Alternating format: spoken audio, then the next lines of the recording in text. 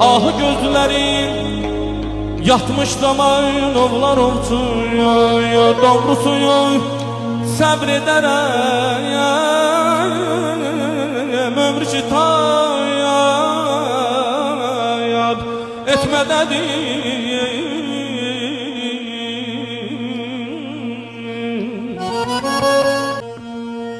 Nola ol yar məni bircə dəfə yad eləsin,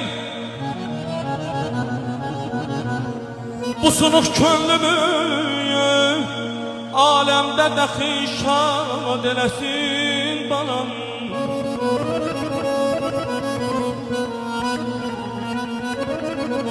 Eyləsin gül yanağından mənə bir busə əta,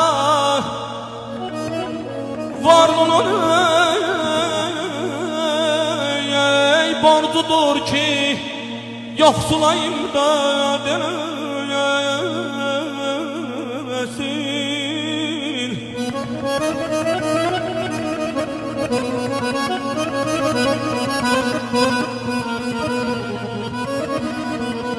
Cansızdan biləbindən mənə versin dirilim, qoy o da ya Xızır kimi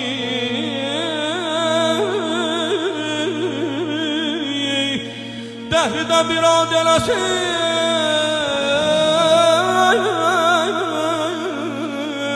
ad eləsin.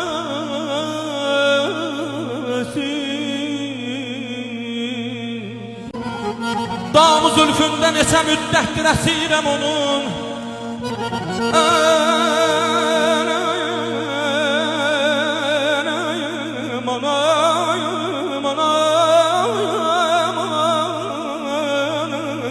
aman.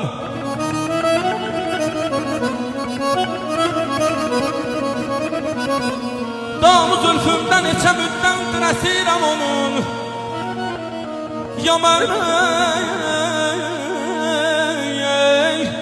canımı yansın ya da ki azad eləsin.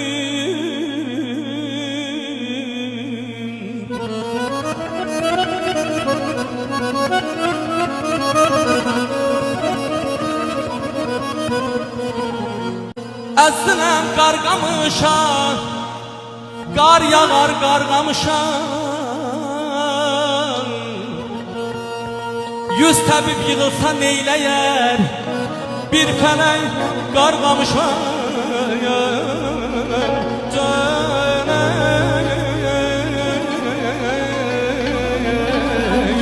Aman aman aman aylar aylar, dadalim danay güzel bir dadalim.